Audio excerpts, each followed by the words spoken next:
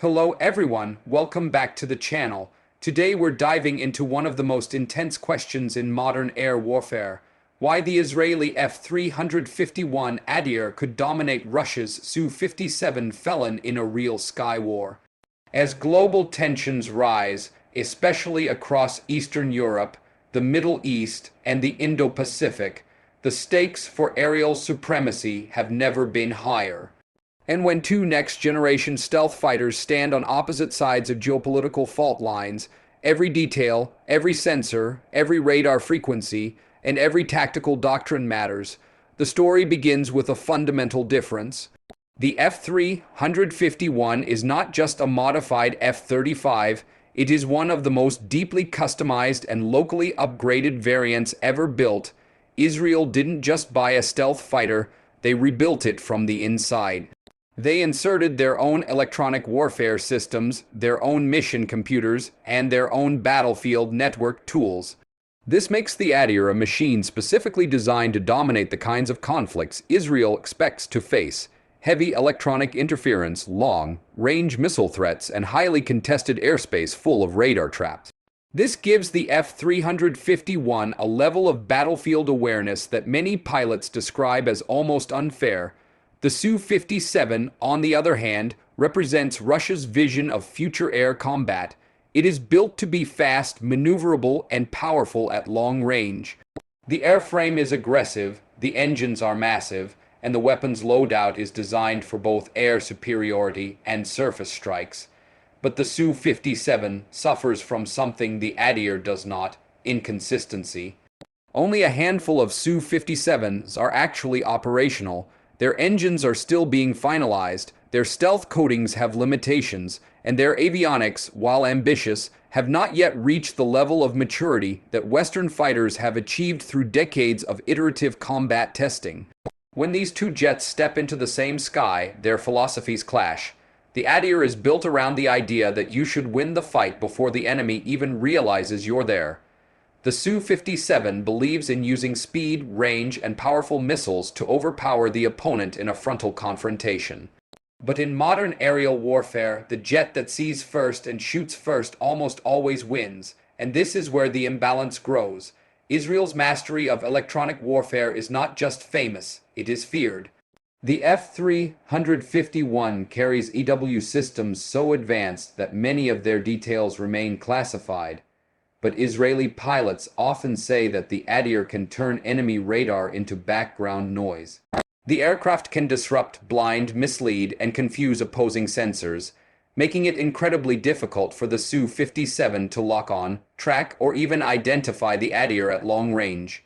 When the first detection advantage tips in favor of the Adir, every second that follows becomes a spiral of tactical collapse for the Su-57. The Su-57's large infrared signature adds another vulnerability. Russia prioritized maneuverability and engine power over low thermal output.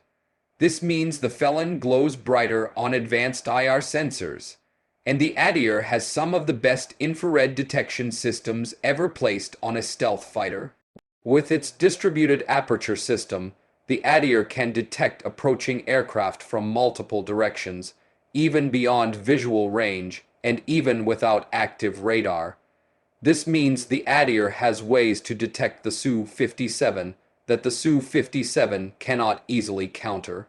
The next major difference is weapons. The Su-57 carries powerful long-range missiles, but their accuracy depends heavily on external radar support and consistent lock. In a war zone filled with electronic disruptions, jamming, and decoy signatures, these missiles can lose reliability.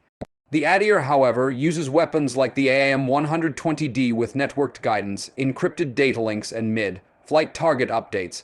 Combined with its stealth and sensor fusion, this creates a kill chain that is extremely difficult for the Su-57 to break. Beyond weapons, the F-351's advantage grows even more when you consider pilot training.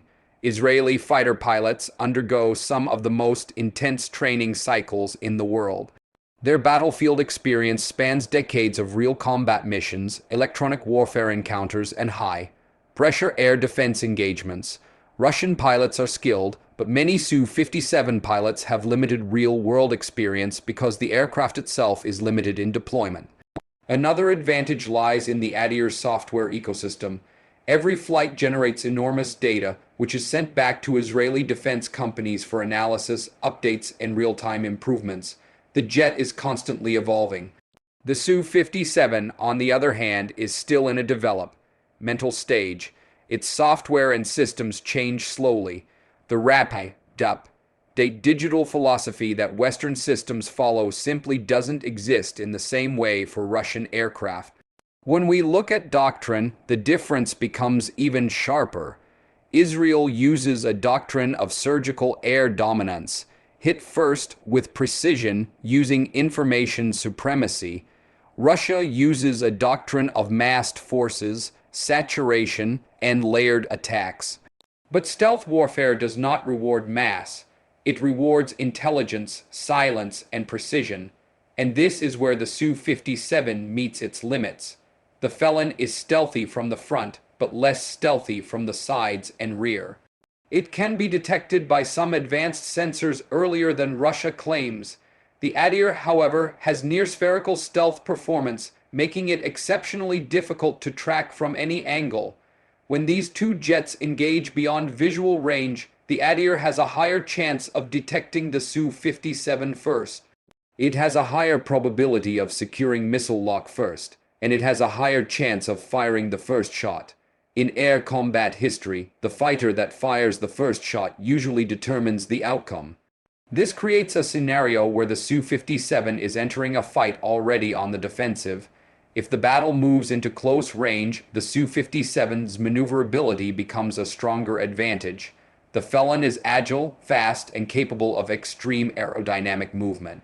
But modern air forces try to avoid close-range dogfights. They are unpredictable, short-lived, and often decided by luck as much as skill. The Adir will do everything possible to keep the fight at long range or medium range, where its stealth, sensors, and weapons give it a dramatic edge. One of the biggest hidden advantages of the Adir is its ability to operate inside complex battlefield networks. It can share enemy locations with other jets, ground stations, drones, and missile systems. This turns the Adir into a force multiplier. The Su-57, by contrast, often operates with limited support because Russia's battlefield networks are not as flexible, encrypted, or secure as Western systems. Another factor is production reliability. Israel maintains its F-351 fleet with extremely high readiness rates. Russian Su-57s face logistical challenges, spare parts shortages, and maintenance limitations. In a sustained air war, the Adir fleet would remain active and lethal far longer than the limited Su-57 fleet. When the conversation shifts to real combat environments, places with overlapping radars, electronic interference, and unpredictable missile threats, the Adir's design philosophy becomes a major advantage. Israel built the F-351 to survive in the world's most hostile airspaces. Russia built the Su-57 to push a new generation of air power, but the state of Russian industry, sanctions, and production delays have slowed the aircraft's evolution. The biggest difference of all, and the reason many analysts believe the F-351 could dominate the Su-57, is that the Adir is a mature, combat-ready platform with years of real-world deployment. The Su-57 is still trying to find its place in modern warfare. Its capabilities are promising, but promise does not win dogfights. Reliability, precision, and battlefield intelligence do. Every major advantage stacks in the Adir's favor. First detection, first lock, first shot, electronic warfare dominance, battlefield networking, software reliability, and stealth refinement. Even if the Su-57 gets close, even if it tries to use its agility, the Adir will work aggressively to avoid entering that zone, and because of its stealth profile and situational awareness, it often succeeds. This does not mean the Su-57 is a weak aircraft. It is powerful, ambitious, and dangerous in the right hands, but in a direct sky war between these two aircraft, the odds lean heavily toward the F-351. The Adir is simply more refined, more tested, and more strategically integrated into a modern digital battlefield. As the world watches these two aircraft evolve, one thing becomes clear. The future of air combat is no longer just about speed, missiles, or maneuverability. It is about information, stealth, electronic dominance, and split-second decision making powered by integrated networks, and in that future, the Adir stands ahead. If you found this analysis useful, don't forget to like, share, and subscribe for more war updates and global analysis.